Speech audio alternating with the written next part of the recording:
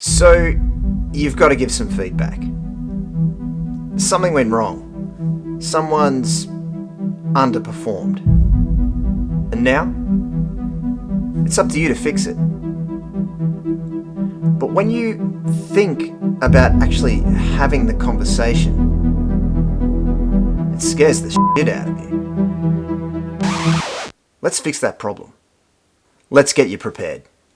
Hey guys, my name's Hayden Richards. I'm an emergency physician, and this is Comms Lab. On this channel, we explore the art and science of communication to help you unlock the power of difficult conversations. Today, I want to give you a 6-item checklist to prepare you for your next difficult feedback conversation. Let's just get straight into it. Number 1, collect your data.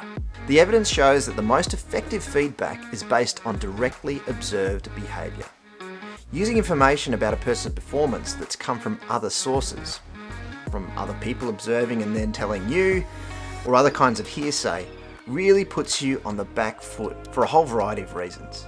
But one of the biggest problems is that it gives the other person, the receiver of the feedback, the immediate impression and certainly the implication that you've been talking about them behind their back. And as you can imagine, once they have that impression, it makes it a little bit harder for them to give their trust to you.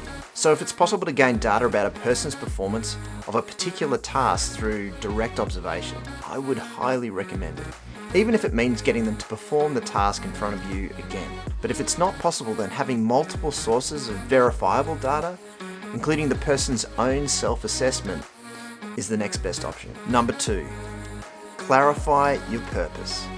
What's your goal here?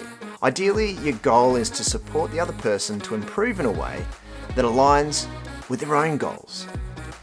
And I guess if you want to take it a step further, to link that in with the goals of the broader organisation. Now, maybe your goal is about safety. Maybe your goal is about addressing a particular behaviour or an issue that's arisen that's actually really urgent and important. Whatever your goal is, getting that super clear in your own mind will make it easier for you to be just transparent about that when you're speaking with the other person. And if you can be as authentic and transparent as you possibly can, that's just going to help build trust and help them to take on what you're having to say about them, because they'll feel reassured that your motives are pure. They're out in the open. Number 3, cultivate a coaching mindset. By adopting a coaching mindset, we can narrow our focus to identify and clearly define what is called the performance gap. We can identify the performance gap by firstly identifying or defining the target or ideal performance. Then we can look at what is their observed performance, and that's where your data comes in.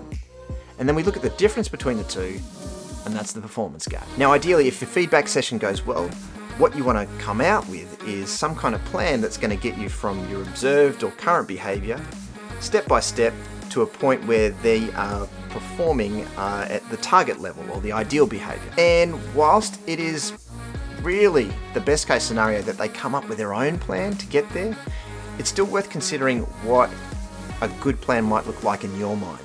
So that if you need to make some tweaks, suggestions, or if they just come to you and say, "What do you think I should do?" you've got something to tell them in that instance. Number 4, engage your curiosity. Now, I think it's always worth taking the very intentional step of acknowledging the very high likelihood that there may be more to the story than what you already know. I think it's also worth using our curiosity and our creativities to start sort of generating some ideas about what the other person's perspective on the situation might be, what they might be sensitive about, or what might come as a surprise to them. The value of this, I think, is that it will engage you with the empathetic part of your mind, which will be incredibly valuable to preempt and deal with any strong emotions that might come up. Number 5, consider the alternatives. Now, this might be a bit controversial, but you need to consider the possibility that a feedback conversation may not be the best way forward here. Maybe your data's not good enough, maybe the timing is just bad, maybe there's just something about the situation that means that it's just far too sensitive to give that kind of feedback right now. Now, you need to be careful.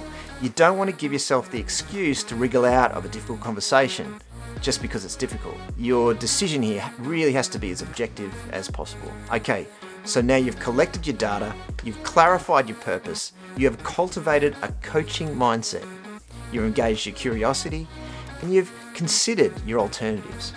So all that's left to do is to get up the courage to actually initiate the conversation. At the end of the day, you're still going to be walking into this conversation not knowing how it's going to turn out. You can put all these things in place to make sure you've given yourself the best chance of this turning out as best as it possibly could. But there are no guarantees, and that is why you need courage. If you're after some specific evidence-based tips on how to initiate any kind of difficult conversation, then you should definitely watch this video right here. I make a new video like this every week. So if you're someone who has to have difficult conversations of any kind and you'd like a reliable way to build your skills and your knowledge in this area over time, why not subscribe to the channel? Thank you so much for watching, and I will see you in the next video.